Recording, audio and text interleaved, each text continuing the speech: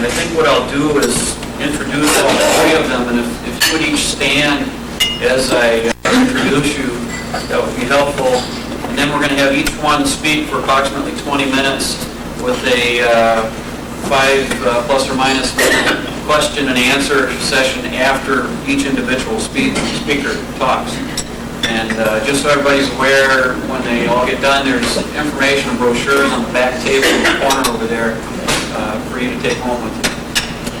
With that, I'll start with Paul Rivers. He's with 3M, been a long-time member of SFPE. I think you've probably been the president through the offices at one time. 25 plus years in the fire protection industry. He's been 11 years at 3M in product development. He's a committee member on NFPA 2001 and also a member of the ISO 14520 Clean Agent Standard. And he's going to be speaking about the 3M agent Novec 1230. The next speaker will be Phil Atterbury, and he's with Great Lakes Chemical. He's an account manager with Great Lakes, a member of SFPE. Has been manufacturing clean agents for 30 plus years with Great Lakes, and he'll be speaking on the FM200 clean agent. And then our last speaker will be Greg Rubin with DuPont. He's the global segment manager for fire extinguishments. Been with DuPont for 14 years, and he's going to talk about DuPont's clean agent fire suppression systems. With that, you'll welcome Paul Rivers. We'll get started.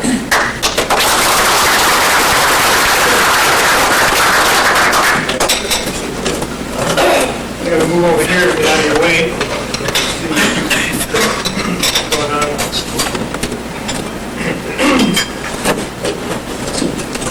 Kind of strange. I've been involved with this organization for close to 25 years myself. I think this is actually the first time I've ever been up here to speak as a featured speaker. So kind of a new experience. I've been the president here for a few years and an officer for about 10. So it's kind of fun to do this. So anyway, I appreciate the invite to come and speak today about a new product that 3M has just introduced here in the last couple of years. We've developed this over the last 2 years. So I put my watch on here, so I keep my 20 minutes here. Well, let Craig not have this thing.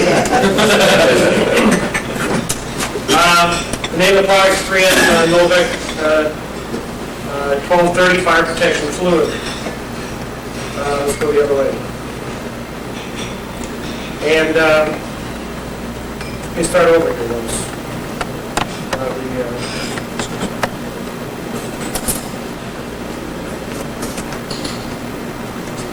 Get to the beginning here, okay? All right. Basically, this is what we call our sustainable technology for special hazard applications. Again, it's Novec 1230, and can't quite see that.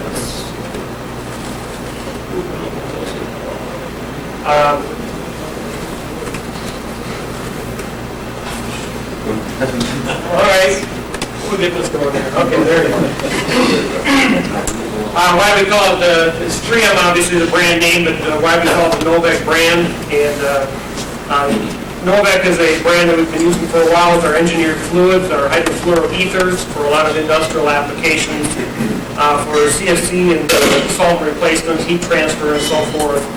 And a lot of the things that our fire protection fluid, the fluorinated ketone or C6F ketone, it uses a halon replacement. A lot of the brand promise that's there for the hydrofluoroethers or the engineered fluids also applies for the fire protection fluid.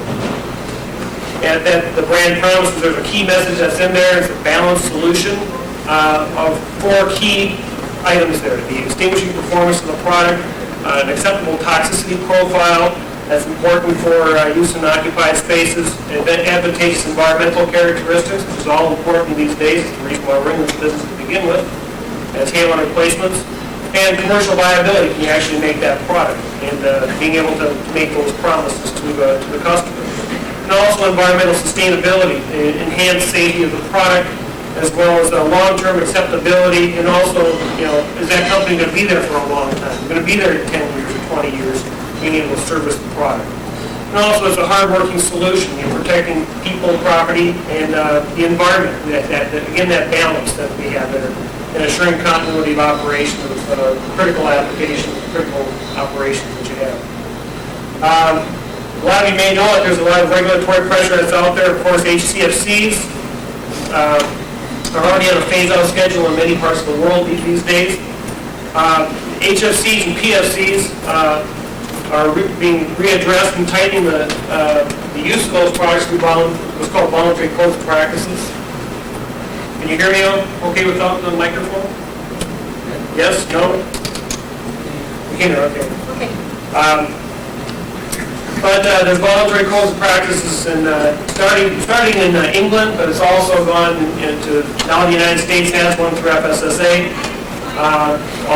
Australia, Canada, a number of places all have these voluntary codes of practices that are trending HFCs and PFCs toward an essential use litmus test where no other alternative is technically feasible from a performance or safety standpoint, minimizing the use of that.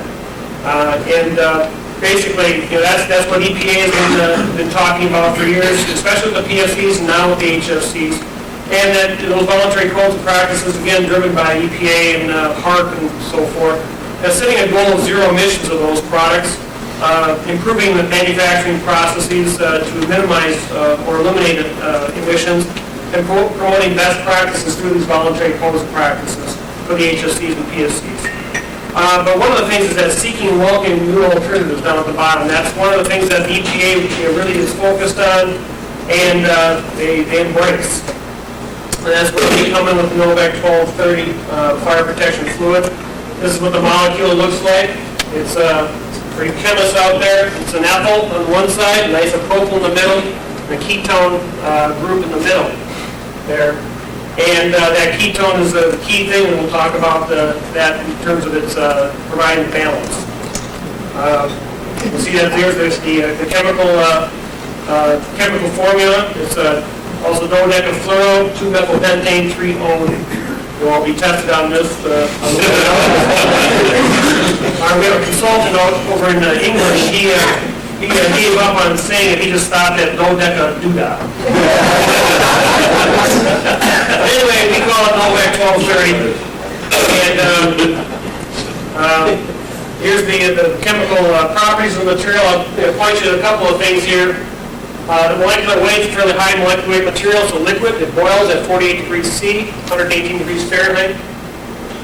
It's got a fairly high density, very similar to the other products that are out there today, our CEA 410 that is still being sold today. We moved away because of that balance thing I was just talking about a moment ago. The other thing I want to point to is this heat of vaporization of the product. It's a heat of vaporization such that if you can deliver it into a room, into a volume or a space in such a manner, it will quickly vaporize and act as a gas. And that's the beauty of why we call it a fluid, because a fluid can be both a liquid and a gas, and both those things. And also this product has a low vapor pressure, and that has certain advantages in the use of the product. You guys can see okay over here? The attributes, again, is similar to what you've seen with other clean agents in the past. It's clear, colorless, weighs a liquid at room temperature instead of a gas. It's practically inert. Is commercially viable. We know how to make the product now. We've already gone through an initial manufacturing process. It has a zero ozone depletion potential, kind of a benchmark thing. You must have that in this business. It has a very low global warming potential, very short atmospheric lifetime, very low in toxicity for the intended end use, as you'll see here in a moment. Non-bioaccumulative, we've heard that with some of the foams out there and some of the discussions on that. It's effective for flooding and streaming applications, and we'll show you some examples of that as well. It's safe for your sensitive, valuable assets, and which is, again, also particularly in electronics and so forth. Talk about toxicity for a moment. You'll see that the comparison with here. And one of the things that about Novec 1230, if you look at the end-use concentration, which is expected to be in the 5 to 6% range volumetrically,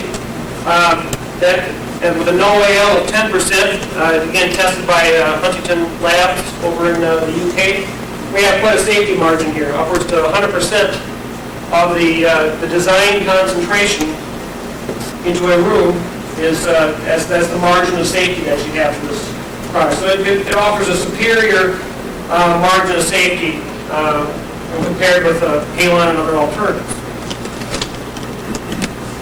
In terms of environmental, it's, again, I told you it's non-ozone depleting, a low atmospheric glyphosate, and low global warming potential.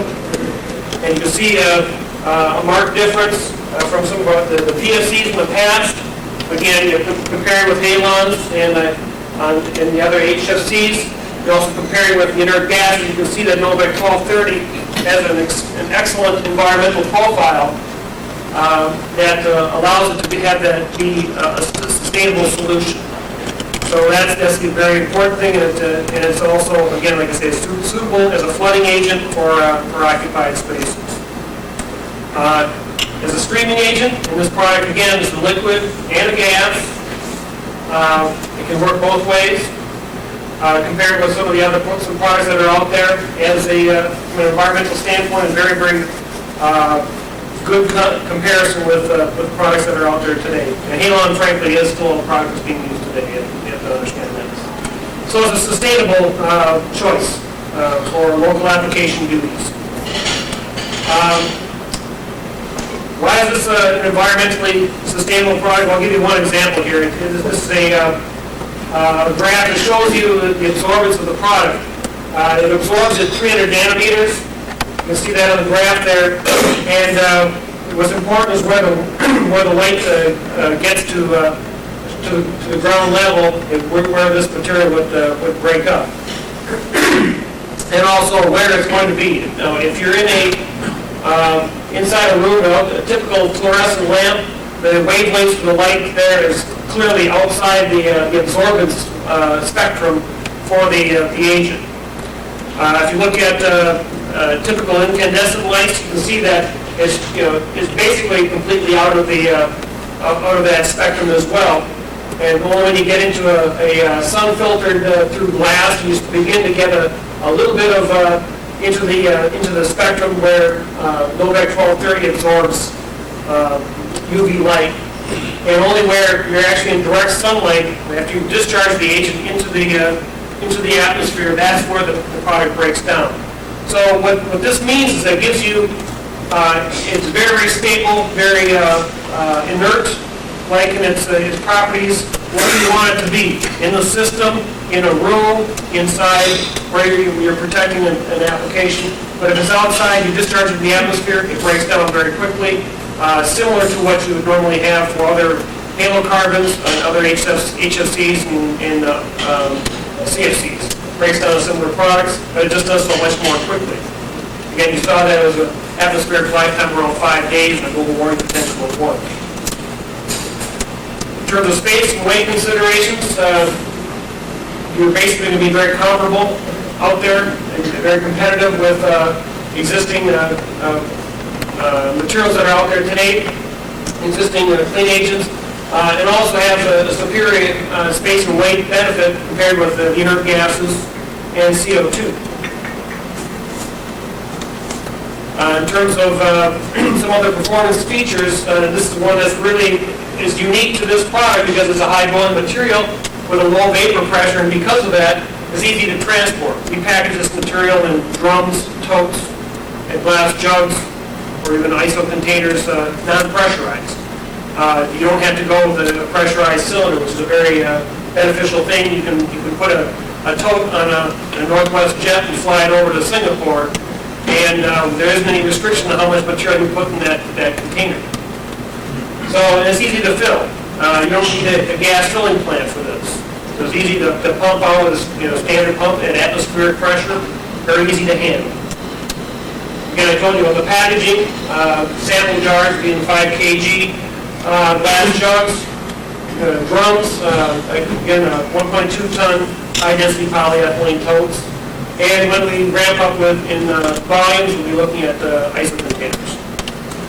Okay, performance comparison test. I'll give you some examples. Probably 4 videos here. I'll show you very briefly of how this material works in the various applications which we discussed. Streaming, flooding, and I don't think we didn't have a local application on this one, but that's okay. The first one's a streaming test, and this is a test that was done early on. My trusty chemist lighting the fire there.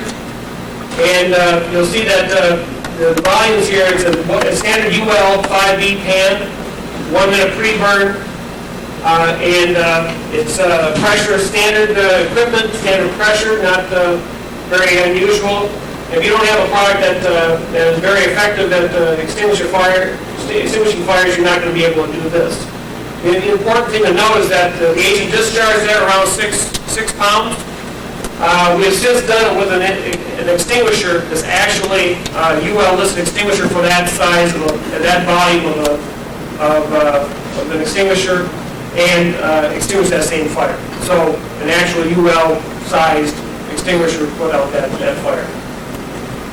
Next comparison is out at something that was done on China Lake, California. Some of you people may have seen this at NFPA, and I apologize if I'm repeating myself to you, but for those who haven't, this is a comparison of Novec 1230 with a UL listed product, and the important thing to note is what the Navy wanted to see is, how did this material perform against something that was a known UL listed product. So that was the intent of this test. It wasn't necessarily a particular fire test that the Navy does. They use JP8 fuel, skim fire, 30-second pre-burn. It's a pretty tough fire to put out. And same firefighter doing both these. It wasn't something to denigrate a UL listed product, but basically it was to show that you can have comparable performance with this liquid agent to extinguish the fires. Now, in terms of flooding, the materials are, this material has been going through the UL listings and FM approval testing. That testing is continuing at this time, and it's on track for a pre-engineered system now, with an engineered capability later in 2002. Two manufacturers that are going to be the first to commercialize with this product with Novec 1230 is Tyco Electronic Product Group. They're based out of Walthamstow, UK, which is north of London. It's a manufacturing group within the Tyco Fire Security Services, or TFSS, and they have global distribution. Also, Modular Protection Corporation out in Kansas City, Missouri, and they're a smaller company. They're primarily operating in the Americas, and they're focused in the electronics industry, telecommunications, and so forth. They've been working on this for around about a year or so, and they've developed a system. They're basically there now. Whereas TEPG, so with how global they are, they're high concentration in North America and in Europe, also a good presence in Asia and the Middle East as well, and they are growing in South America. Okay, here's an example of flooding going. These are actual tests. They're a little grainy, but they're actual tests that were run for the UL listings and FM approvals. What you're seeing here is an underfloor, a 1-foot high floor, and you're looking from the corner at the nozzle flowing. Now, this is a liquid agent discharging into the enclosure, and you can notice that there is no liquid here. But you can see how this is extinguishing the fires. You notice the fire is not impinged on by the screen, as we put out afterwards. And those are pan fires in each corner and then one behind the baffle. Standard UL test.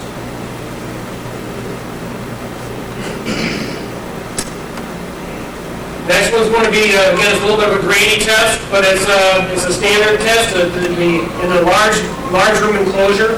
There has to be a minimum of a 100 cubic meter. It can be larger, but it has to be no less than 100 cubic meter enclosure. And you can see the agent discharging into the enclosure. And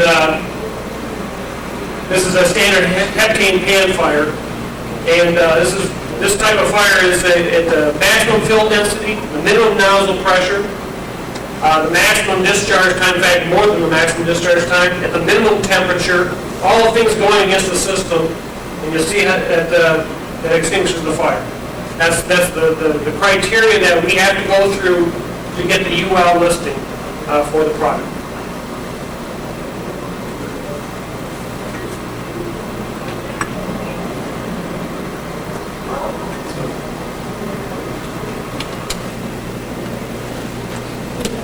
The target industry that we're looking at is, I always have trouble with this one for some reason, I'm not sure why, so I'm going to back out of here for a second. I think they're waiting for the, oh, there we go. The fire protection industry, we'll be targeting, selling to the OEMs. 3 of them sell to the OEMs, and they would have distribution. They'd be going for the special hazards market, the high-value electronics, computers, cell systems, and so forth. Place where you need continuing operations, and you don't want that to shut down. Continuity of operation is primary concern there. Also, life safety is a key issue. Again, you need a clean agent. This is a place where you need a clean agent, something that doesn't leave a residue and is environmentally sound. Milestones that we have, we've had a technical launch earlier in the year at the Halen Option Technical Working Conference. We presented 2 papers at that conference. If anybody's interested, I didn't bring any papers. I brought literature over there, but if you want a copy of those papers, one on thermal decomposition, the other one on a general paper on the product. But we've also have our registrations in the U.S. and the EU. Other registrations, regulatory registrations are in progress. It's EPA SNAP approved for both streaming and flooding, and it will be published in the Federal Register in due course. We've gained commercial status, like I said, in October of this year. We have demonstrated commercial manufacturing capability, and we have product available to sell. John's taking orders right over here. Dual testing and flooding and streaming that's going on right now, and military platforms are also looking at this for a variety of applications. So, it's Novak 1230, fire protection fluid, and I thank you very much.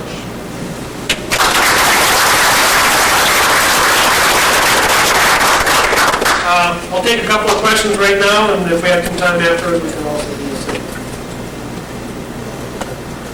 Yeah, Dave. With this product now, when it comes into the piping, like with the AFFF, we have certain problems where they're trying to contain it, with gaskets and rubbers and stuff. Do you have to do anything special with this? Can I have certain gaskets or? No, there's compatibility information in the technical data sheet that I brought.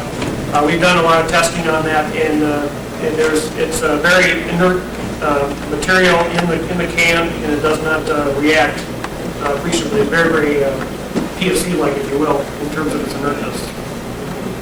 Yes? What's the approximate cost per pound commercial? I won't touch that one. Basically, what I'll say is that when you look at it from a system cost, you have to take into account the whole thing. And we don't know what, where do you mean the cost? When you sell to the OEM, you sell to you sell to the end user. That's a hard one to answer. That's why I dodge it, because there really isn't a clear answer. But it is very competitive in the marketplace. This is going to be more than $100 Be very comparable. That's all basically all I can say. It depends on volume, how much you buy. If you buy one drum, you're going to pay a lot more. If you buy 1,000 tons, you're going to pay a lot less. How about flow characteristics? Is it a 3-phase flow or is it a single-phase flow? There's a certain amount of 2-phase flow. It's much more liquid in its flow, but there is a certain amount of 2-phase flow. It is changing phase as it's going a little bit, because it does have a slight vapor pressure. But it flows very, very nicely. In fact, much better than CEA 410, to be honest. Yes? How does the storage compare with the other alternative agents? As far as I know, some require more storage capacity or It's going to have a fairly high fuel density in the cylinder. As what I'll say right now, it's higher than the other products that are out there today.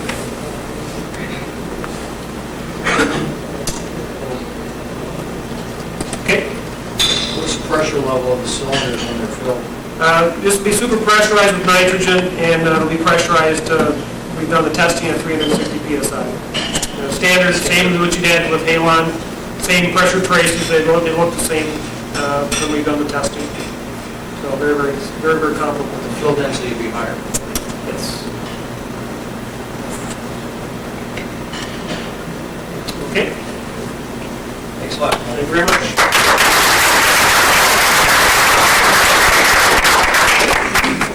A couple minutes to change gear here and fill out burial next.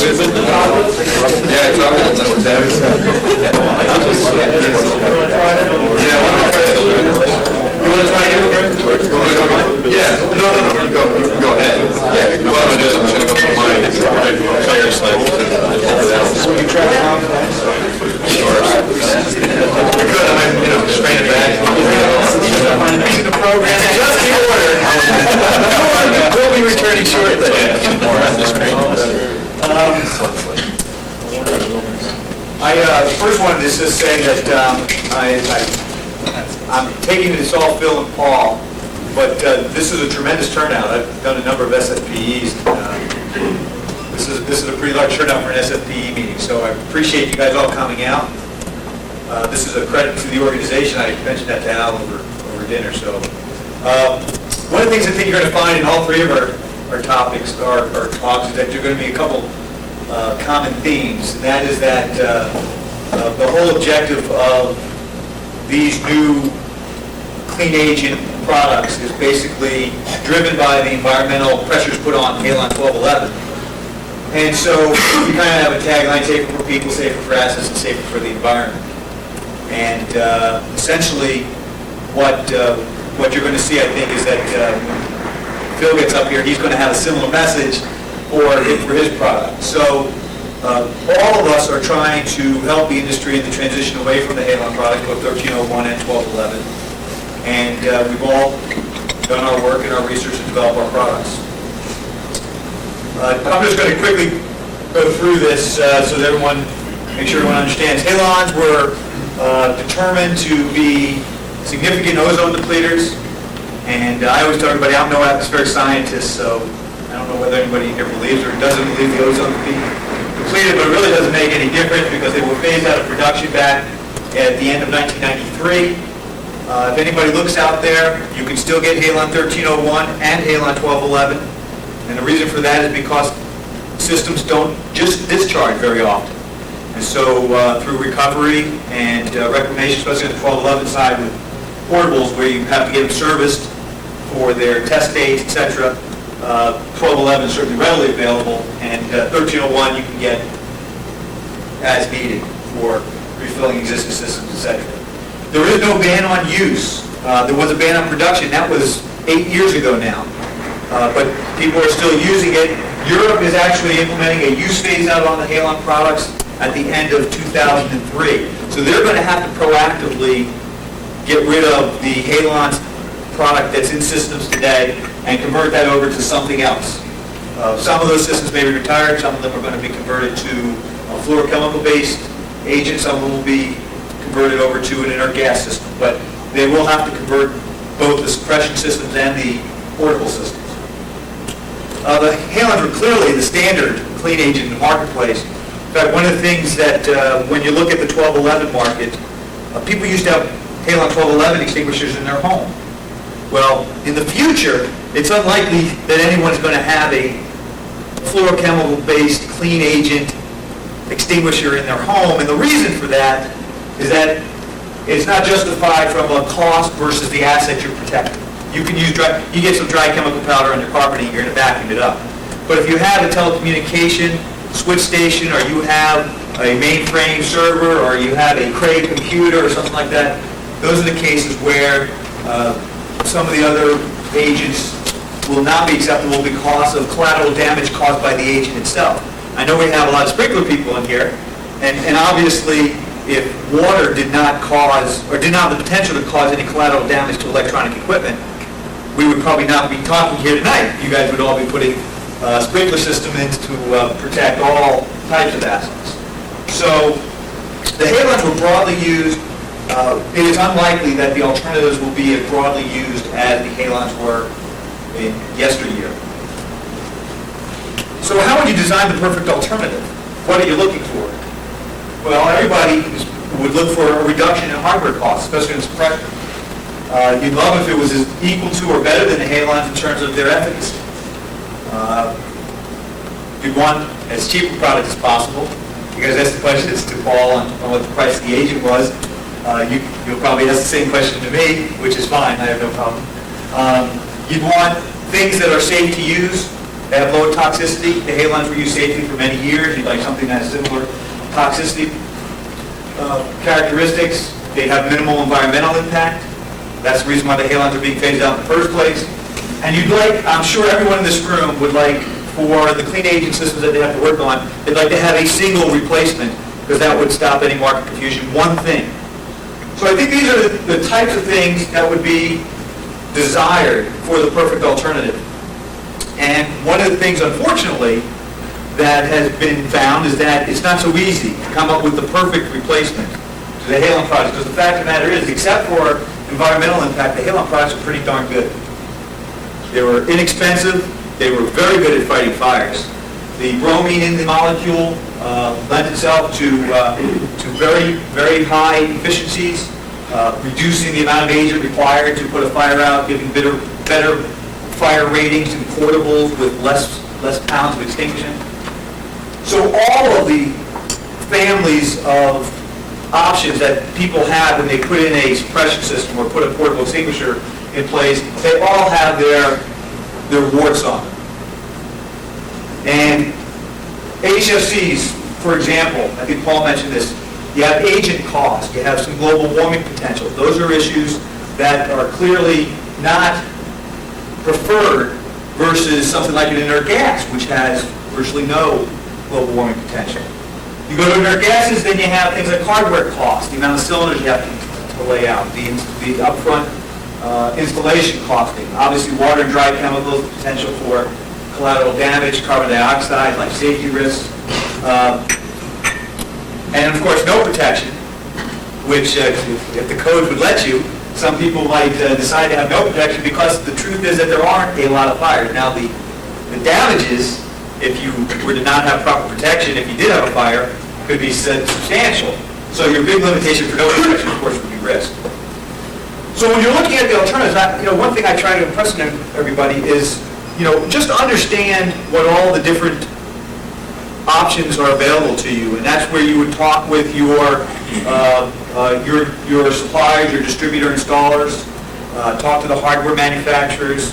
You certainly can talk to the agent manufacturers and understand the attributes of it, because I don't think there's such a thing as a wrong decision here. I think the decision can be made for many reasons, and which agent is chosen can be chosen for whatever is the particular driver for that particular end user. And so I just wanted you to bear in mind, I think it's just important that you feel comfortable that you have the right information, you have all the information you need to make a good decision for if you're consulting with somebody or if you're an insurer. I know we have a lot of insurance people here today, that, make sure you're taking all the inputs and then helping to guide the end users to make the right decisions to protect their assets.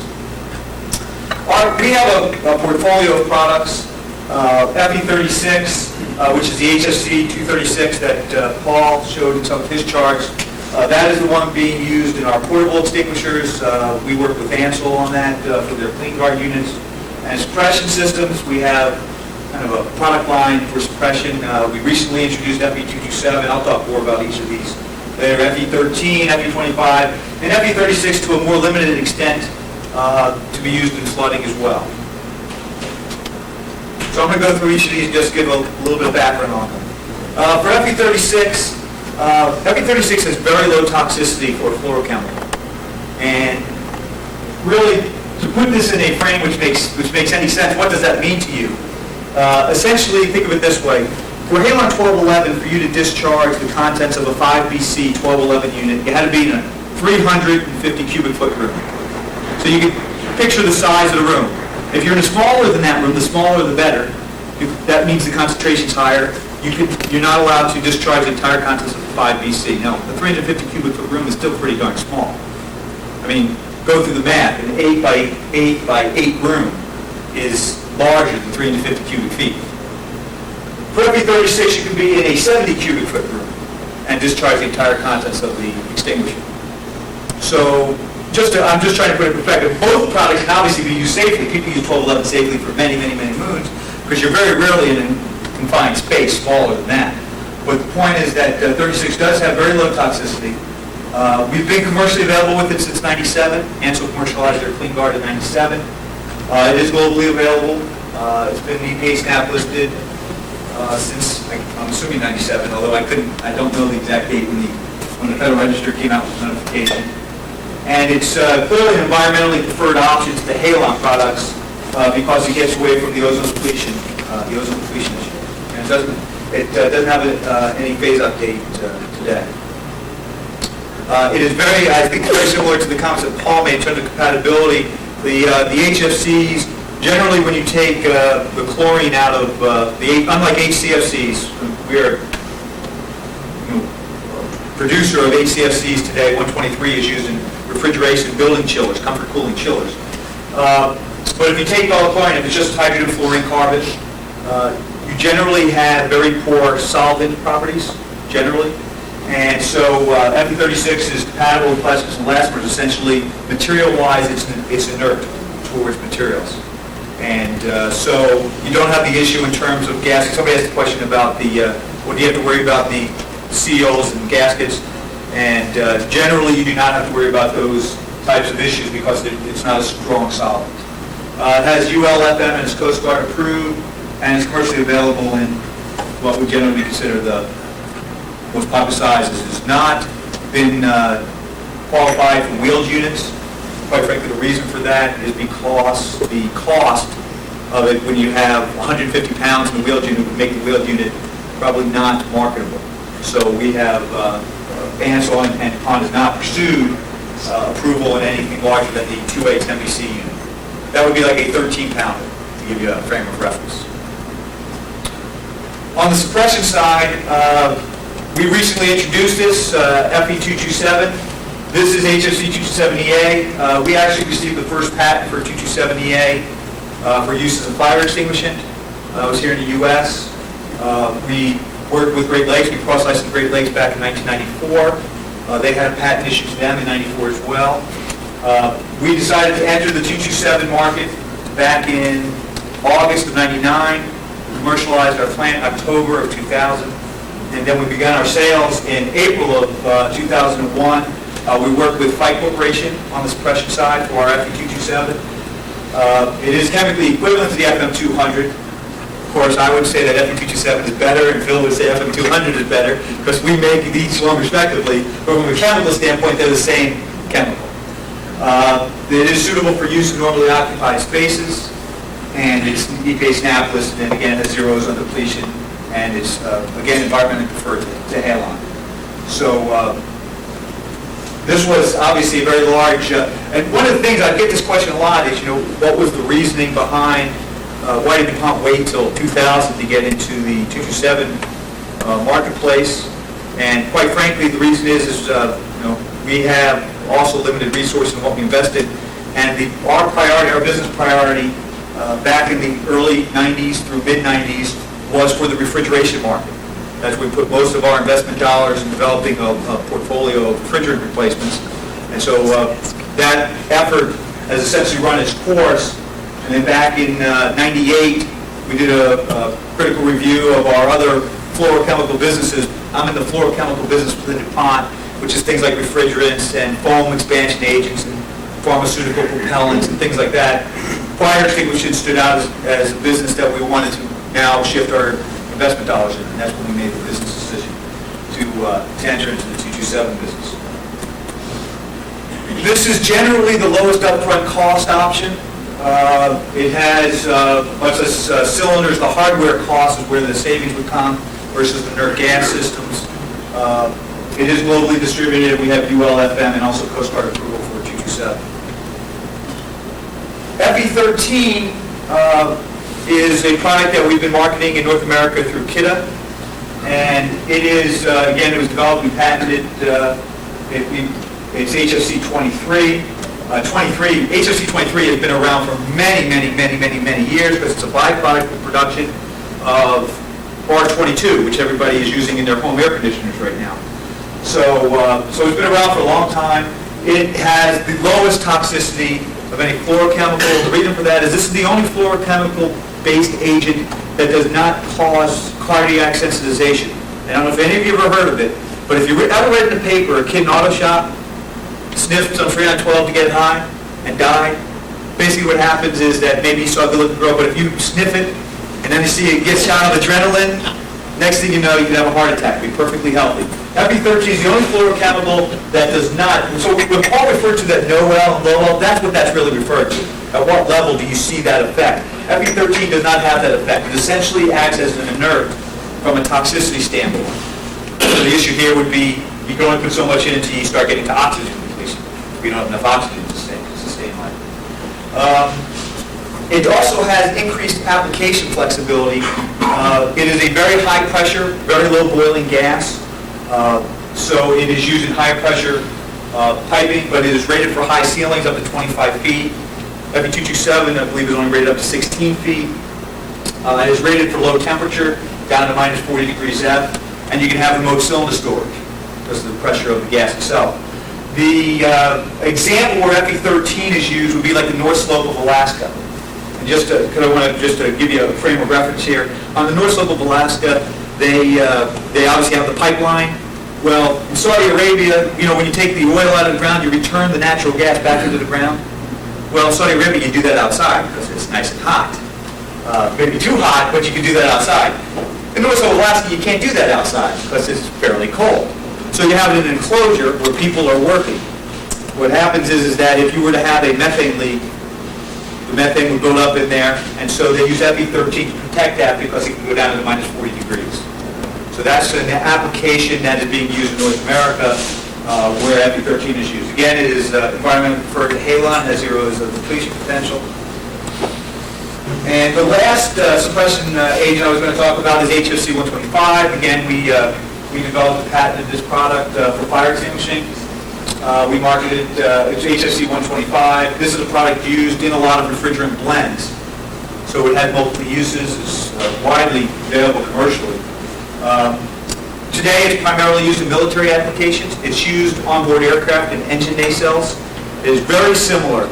This is the product that is the most similar to Halon 1301 in terms of flow and vapor pressure and other attributes. So one of the things that this is being looked at today is, could it be used in Europe where they're phasing out the use of Halon 1301?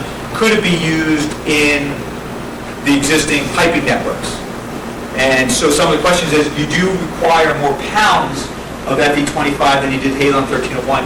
Can you get those pounds through the same piping and the amount of discharge time that you have to have? So those are some of the things that are being looked at now, especially for Europe. But in North America, again, it's primarily used for armored vehicles, engine nacelles, etc. Again, it's environment preferred. It has zero ozone depletion. Of the HFCs, this has the lowest global warming potential, and you use less. So this, from an environmental standpoint, would probably be seen as the most attractive from an environmental standpoint.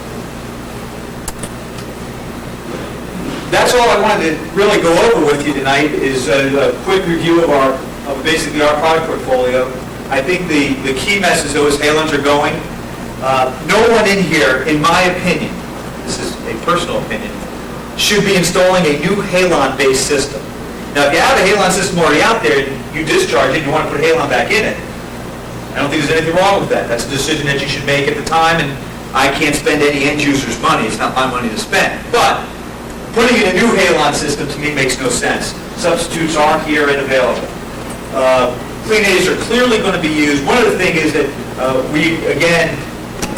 if the value of the asset or the business continuity is great enough, that's where these should be used. We're not looking at using these to protect this room right here. This would be a perfect water sprinkler application. This would not be a clean agent to protect this room. But if you put a bunch of servers in this room, then you might want to consider whether or not you want to use a clean agent suppression system. I don't believe there's such a thing as wrong gas. Just understand the information. Talk to as many people as you possibly can. Make sure, don't just talk to DuPont and get our view, or Great Lakes and get their view, or 3M and get their view. I think you should talk with as many people as possible and then make decisions based on all the inputs you can receive. In the U.S. Today, FE36 and HFC 227EA, of course, we sell it as FE227, but when you combine the total share of HFC 227EA, they're the largest share of the U.S. market for clean agent protection. And please, utilize your resources. If you have a question, find someone and ask them the question. And we are certainly available through FIGHT or through Ansel on the portable side to assist in any way that someone would need us. Thank you very much. Any questions? Yes. A question, just, you have 3 different suppression agents. I assume there's 3 different ones because some are more costly to produce. Like the FE13, I believe. It sounds like that's a byproduct of a refrigerant.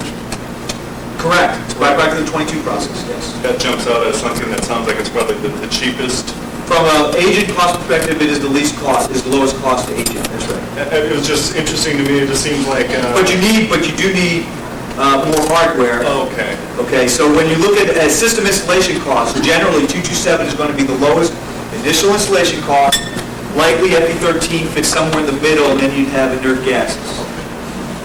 So you can't, when you look at the cost of a system, you can't just look at the cost of the agent. You have to look at everything, how many valves you have, how many cylinders you have, et cetera, et cetera.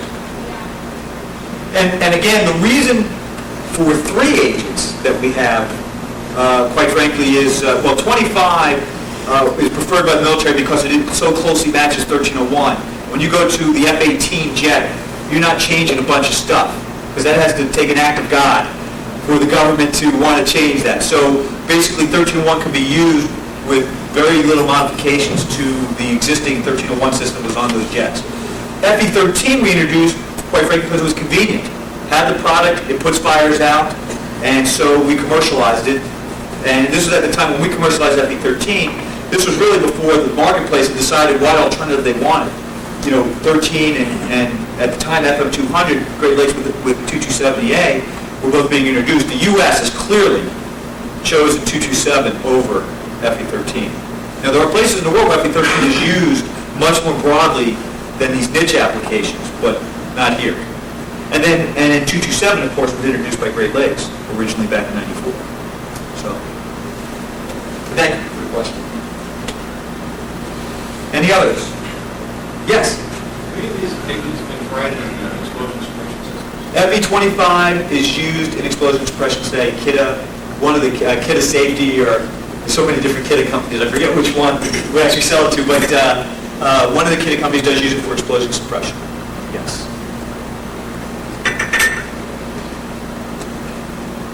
Okay, now, Bill, we're going to switch projectors, I'm assuming, right? Yeah.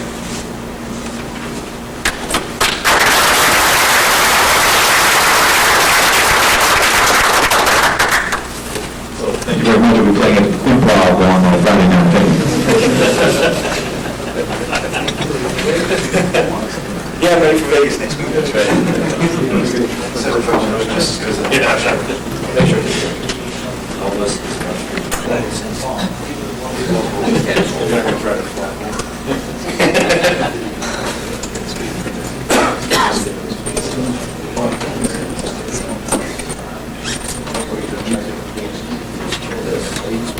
Sorry about the presentation. It always seems to happen this way. But I'm going to let this reboot, but I'm going to start talking, and then we'll kind of jump in the presentation. Booting. Yep. All right. It's what I thought was going to happen. that this was going to happen. Well, you are going to see a presentation now. So, but as you're all probably pretty aware,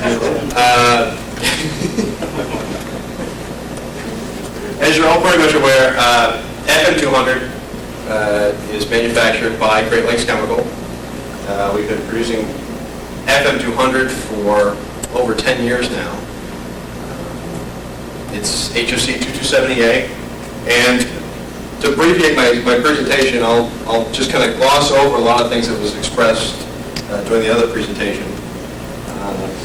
FM200 is the only fire suppressant that Great Lakes Chemical produces. As you know, we've been researching it. We've been expanding the market over the past several years, and pretty much made FM200 what it is today. We have system manufacturers, Kidde, Fenwal, Pyrochem, Chemtron, and Siemens Cerberus. We also have some other marine systems like Seafire, Fireboy, and also Fenwal Marine. So those are the system manufacturers of FM200. While this is booting up real quick, is everyone pretty much, yeah, it's going to take a while too probably. Is everyone pretty much aware of what FM200 is? Is there anyone who does not know what FM200 is? Okay. Is everyone, what kind of applications, while we're waiting this to boot up, what kind of applications have you been seeing FM200 in? Anyone? Underfloor. Underfloor? In a data center. Or Data centers, okay. Any other applications? I'm sorry? Sorry, I couldn't hear. Oh, combustion turbines, yeah. Very good application. Has anyone ever seen this in the telecommunications industry? You gotta see it there.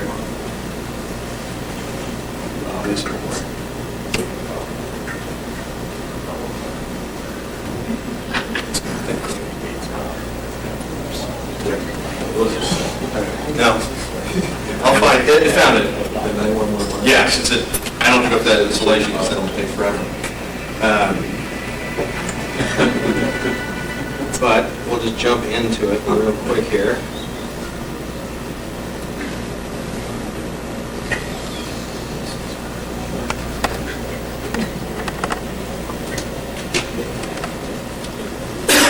But as everyone pretty much knows, FM200 was pretty much created in a reaction to Halon. If Halon was not an ozone depleter, we'd still be selling it today, if it didn't have the environmental aspect of it. So FM200 is pretty much a reaction to that as a substitute. All right. I think really clear here. This will actually work.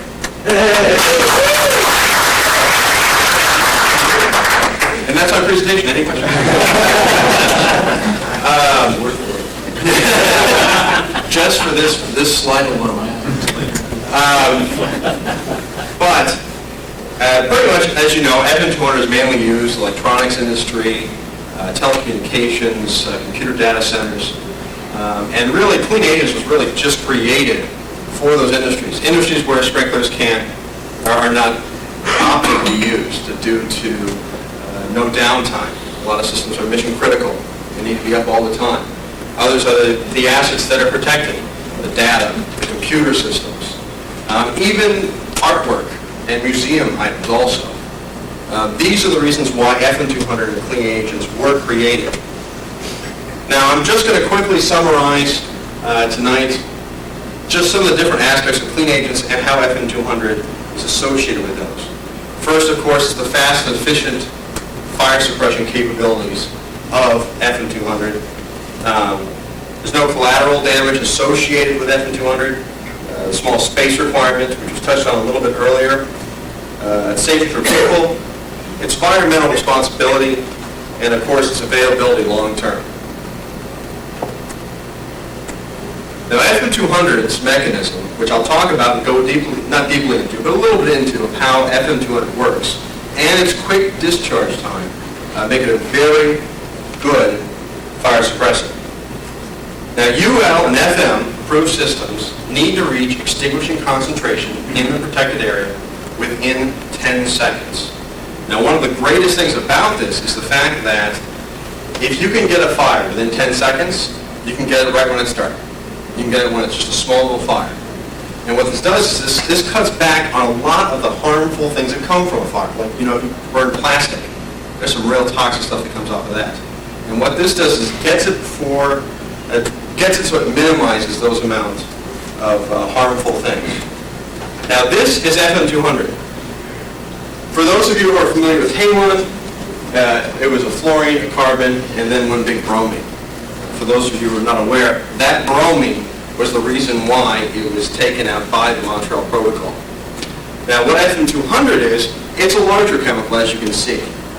And it actually is able to suppress the fire by two mechanisms. Those two mechanisms are very similar to what Halon worked. First, it actually has a physical suppression. When it actually comes out of the nozzles, there's actually a physical suppression that goes in the room. It actually draws heat and energy out of the fire, actually taking that energy out. Then, at the fire location, it actually has a chemical reaction where the fluorines actually interrupt the combustible cycle and the fuel. It actually is able to pull those free radicals out of that cycle, thus inhibiting it chemically. So those, of course, this is general. When you're talking generally about the fire triangle, fire requires, of course, oxygen, fuel in that combustible cycle, and heat and energy. Now, by doing the physical suppression, it's able to first suppress by suppressing the heat aspect of the fire, and then by the fuel. So as you can see, it's able to suppress a fire without taking the oxygen out, which is very key when you're talking about occupied areas.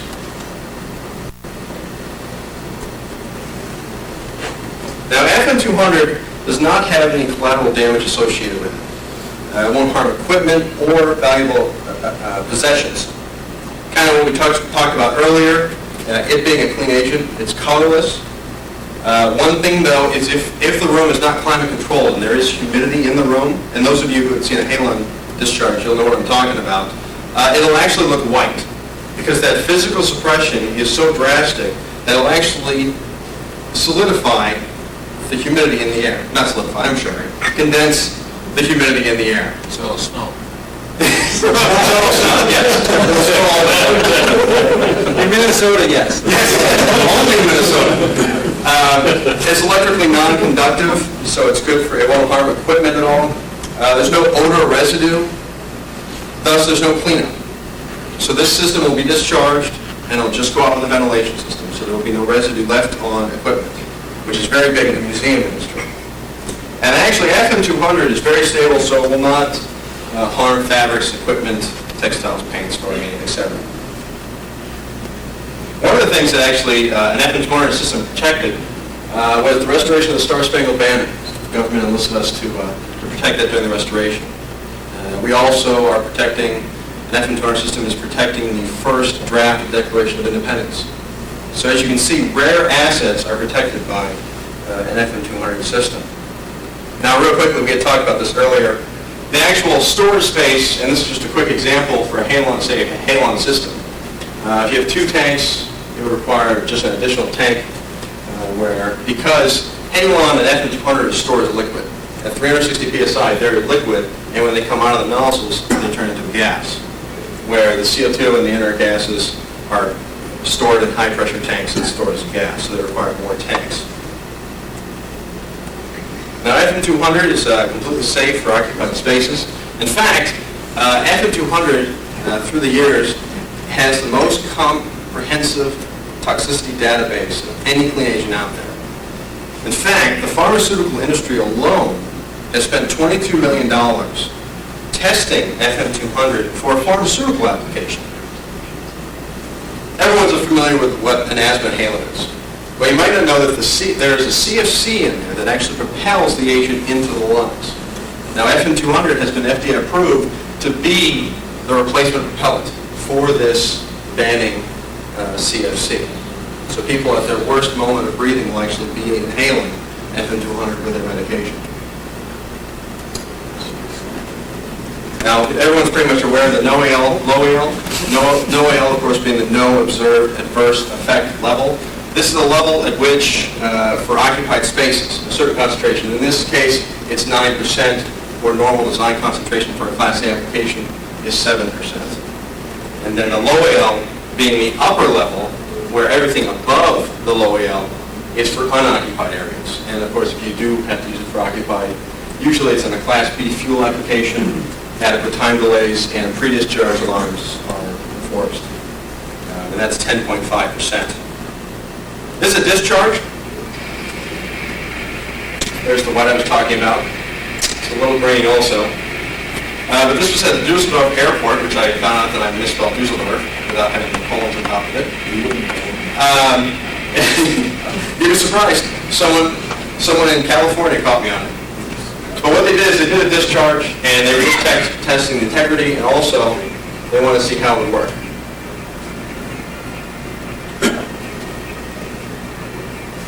So as you can see, rather effective once it reaches design concentration.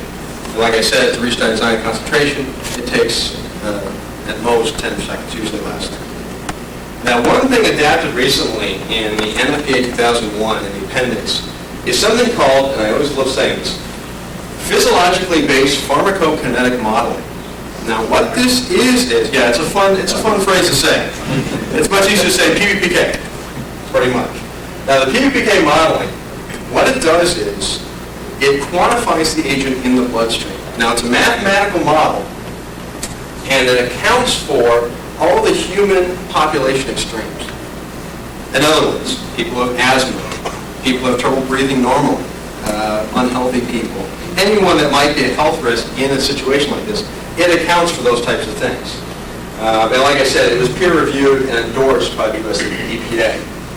And really what it did was, the mathematical model did, was at a certain concentration, they wanted to know what the concentration was at the heart, because we talked about cardiac sensitization, what concentration is at the heart compared to the low AL, which of course is where cardiac sensitization occurs. And also what time period it's associated with. Now, NFPA put a stop at 5 minutes. They said in 5 minutes you should be able to leave a fire situation. And what it did is the target concentration is the low AL. And what we did is we tested concentrations all the way from 9 to 10.5. And what we found was in that 5-minute period, we never actually reached that low AL concentration. So what that means is in this area, that haze area between 9 and 10.5, it was safe for occupied spaces. You could stay in there for 4 or 5 minutes. Now, as you know, FM200 was produced as a reaction to halon. We talked about this a little earlier. It's a responsible choice. It's got a zero ozone depletion potential, and it's a very low atmospheric lifetime. In producing FM200, we efficiently use all of our resources. And we have a voluntary reduction of emissions, where we make sure that the emissions are down for the production, the transport, the installation, what have you. Now we have got FM200 systems. There are FM200 systems in over 71 countries. Of course, nowadays it's only for Afghanistan. But over 71 different countries.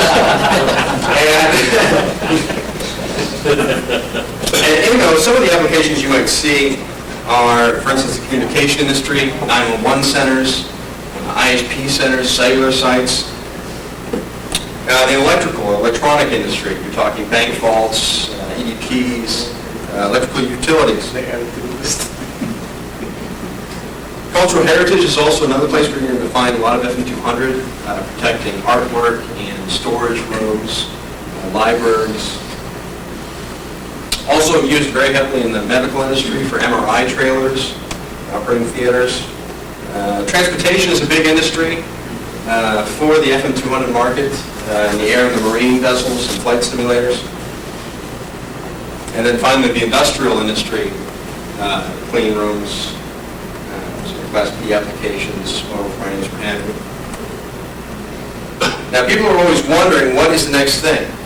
Sure, FM200's run. Now, what's next? Well, Great Lakes went through 3,000 different chemicals back when Halon was being phased out, looking for the next agent. And we came up with FM200.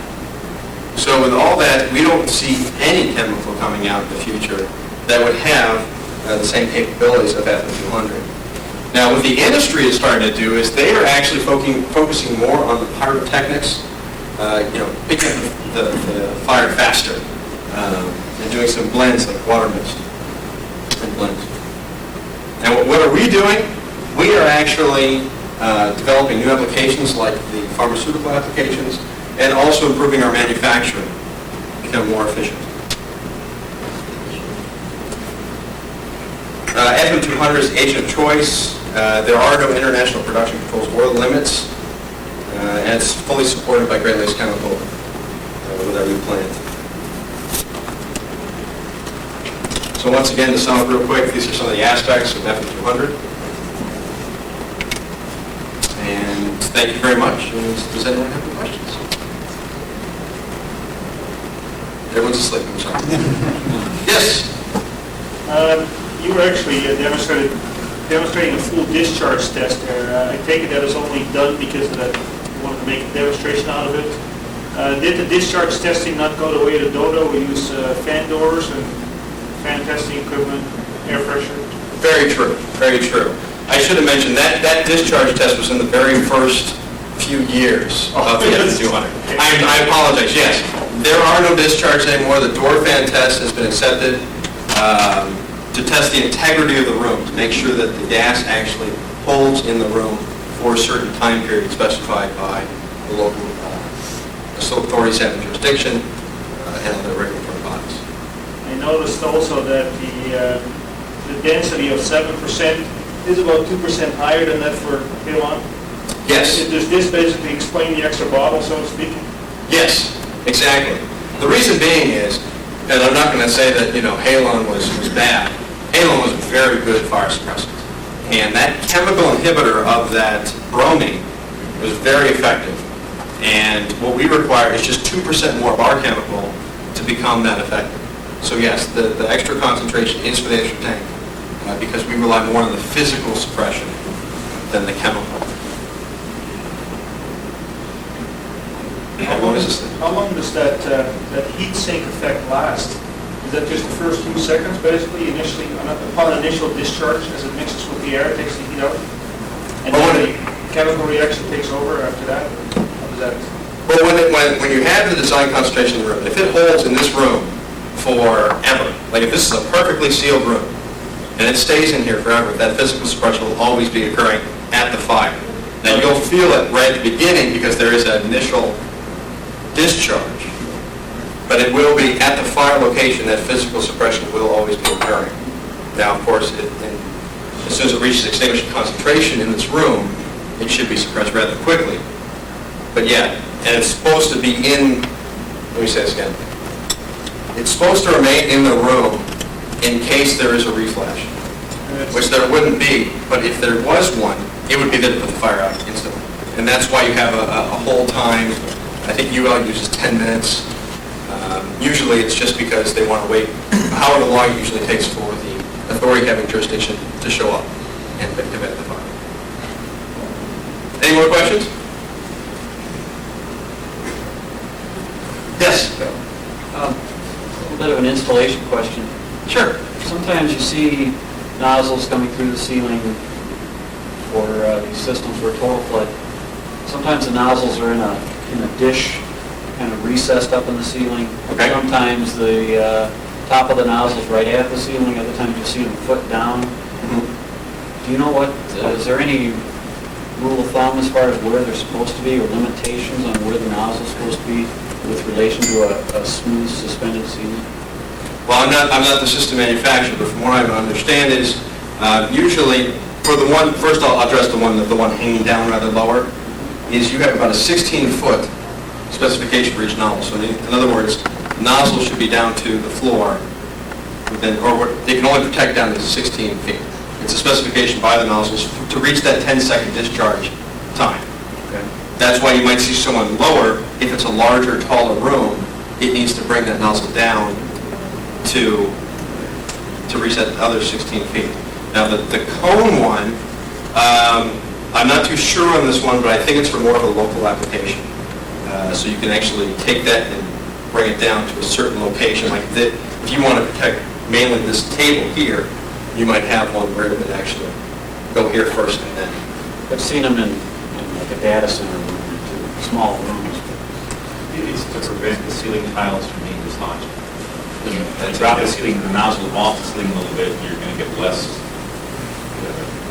velocity or less turbulence in the ceiling. The cone is basically performing the same thing. The reflector plate shields the ceiling from that turbulence that takes place in the nozzle. The closer the ceiling, the nozzle is to the ceiling, by itself, the more turbulence is going to be right at that point. So if it's brought down, there's less turbulence. If there's a reflector on it, there's less turbulence. There's less damage to the ceiling that way. Makes sense. But there isn't any regulated distance down from the ceiling that have to be. I think the listing requirements are such that you must be within,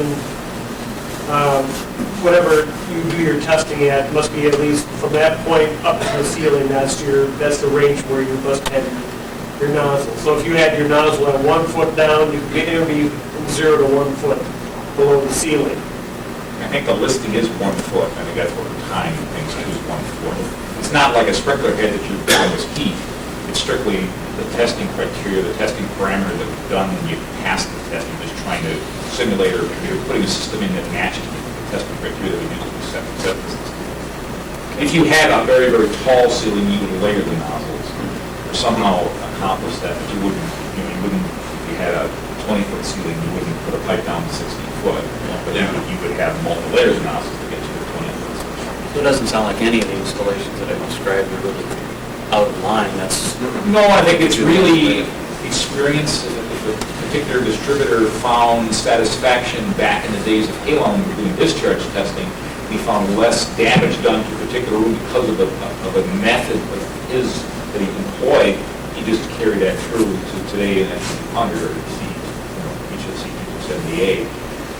It's just, at that point, it's just a comfort level that they know their rooms, when they had that system installed 10 years ago when they used Halon or whatever it was, it didn't destroy the ceilings, so they feel that they'll just carry it through. There's no code requirement, there's no manufacturer recommendation. Manufacturers recommend it within a 1 foot.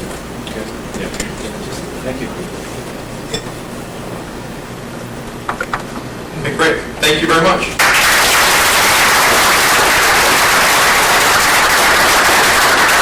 I think I can speak for everyone else. There's some literature over there on the table. If you have you need any more information about any of our products today, please feel free to go over there and please take some. Somebody put an infernal system. Calls from 3M here in town, but some of these other people travel quite a distance to come here for a 20-minute presentation, so I just want to express that if you have more questions or want to talk to them some more, I'm sure they'd like to use their time as best they can tonight. And otherwise, just give them another round of applause for showing up.